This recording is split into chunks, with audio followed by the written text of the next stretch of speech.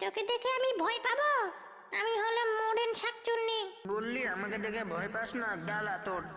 অমনি শুরু হলো ব্রহ্মদত্তি আর শাকচুন্নির মারামারি। মরতে হলে থাক আর না হলে পালা। আচ্ছা আচ্ছা, বুঝলাম। তবে তোদের এই দাদু যতদিন বেঁচে আছে ততদিন কোনো চিন্তে নেই তোদের। চ এখন আমার বাড়ি চ। আমরা তিনজনই দাদুর বাড়িতে গেলাম। তোরা এখানে থাকিস রে, আমি একটু ভেতর থেকে আসছি। মুকুল, দাদু আবার ফাঁকি দেবে না তো? আরে না না, দাদুকে চোখ বন্ধ করে বিশ্বাস করা যায়। তখনই দাদু বাড়ির বাইরে বের হলো। কি রে, কেমন দেখাচ্ছে? দাদু, তুমি তাহলে তান্ত্রিক ছিলে? তাহলে তাড়াতাড়ি চল। দাদুকে দেখে বকুল আর মুকুল সাহস পেল। তারা দুজনেই বুক ফুলিয়ে যেতে লাগলো। এই শয়তান ভূত, কোথায় লুকিয়ে আছিস? বার হো। হ্যাঁ হ্যাঁ, দম থাকলে বের হয়ে দেখা। এই কাকে গালাগালি দিচ্ছিস? কাকে গালাগালি দিচ্ছিস তোরা? আজকেও মরতে এসেছিস? কে মরবে আর কে জীবিত থাকবে সেটা সময়ই বলবে। এই বুড়োটা কে রে? একে সঙ্গে মরতে এনেছিস? এই ভূত, মুখ সামলে কথা বল। হ্যাঁ হ্যাঁ, দাদু রেগে গেলে না পালানোর চান্স পাবি না। তোদের দাদু কি করবে শুনি? ঢাক ঢোল বাজাবে বুঝি? কি করব, দাঁড়া। হ্যাঁ দাদু, ভূতটাকে এখান থেকে তাড়াও তো। ওরে ঝাঁটাটা কোথায় রে? ভালো করে দেখো, থলের মধ্যেই আছে মনে হয়। এই যা, তোদের দিদা মনে হয় ঝাঁটাটা বের করে বাড়ি ঝাড় দিয়েছে। এখন কি হবে দাদু? এখন একটা কথাই বলবো, পালা।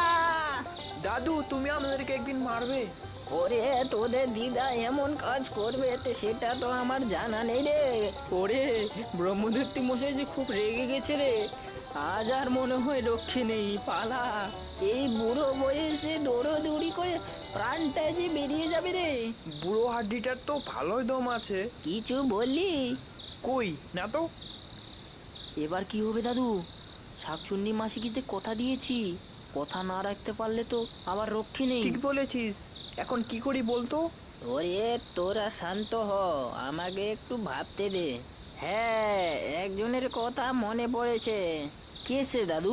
তার নাম শুনে ভূতেরা হর হর করে থর থর করে কাঁপে। তার নাম শুনে ভূতেরা থরথর তরতর করে কাঁপে। শ্মশানে তার বাস। তার নাম হলো চাণ্ডাল তান্ত্রিক।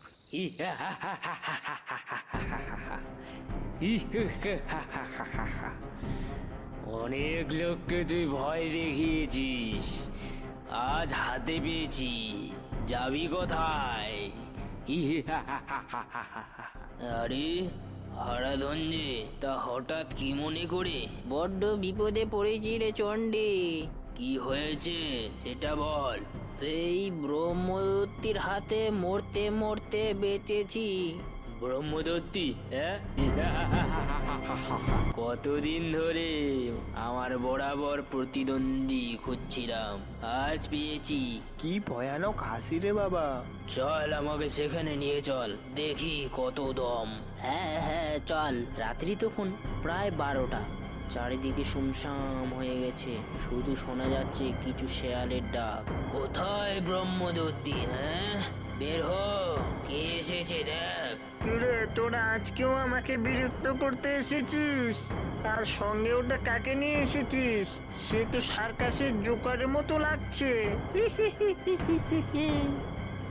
আচ্ছা, এত বড় তোর স্পর্ধা, আমাকে দেখে তোর ভয় পায় না?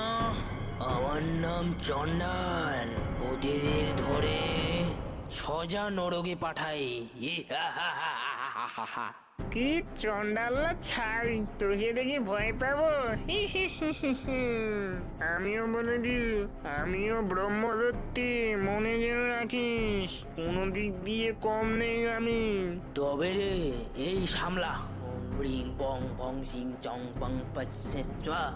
ওরে, আমাকে মুক্ত কর, ছেড়ে দে রে। কেন, এখন কি হলো? খুব তো বড় বড় কথা বলছিলি, কই সব দম শেষ? হ্যাঁ, ওরে, আমার ভুল হয়েছে, আমাকে ছেড়ে দে। কি কারণে তোকে ছাড়বো? হ্যাঁ শুনি। ওরে, মানুষেরা দিনের পর দিন আমাদের জায়গাগুলো কেড়ে নিচ্ছে। এমন হতে থাকলে যে আমরা কোথায় যাব বলো? সেই ছোট থেকে আমরা সেখানে বড় হয়েছি। তখন আমরা এখানে খেজুরের রস খেতাম আর থাকতাম। এখন তো দেখছি মানুষেরাও খেজুরের রস খেতে আসছে। মানুষগুলি সব খেয়ে ফেলবে, তো আমরা কি খাবো বলো? তা তো ঠিক বলেছিস। আমি একটা সমাধান বের করে দিচ্ছি। কাল থেকে ওই পূবের খেজুরের বাগানটা তুমি খাবে, আর পশ্চিমের এই বাগানটা সব মানুষেরা খাবে। তুমি রাজি তো? না না, হবে না। তাহলে তো তোমাকে আমি ছাড়তে পারছি না। আচ্ছা আচ্ছা আচ্ছা, আমি রাজি, ছেড়ে দাও আমাকে। এদিকে চণ্ডালতান্ত্রিক সমস্যার সমাধান করে বাড়ি ফিরে গেল, আর অন্যদিকে বকুল আর মুকুলেরও সমস্যার সমাধান হয়ে গেল।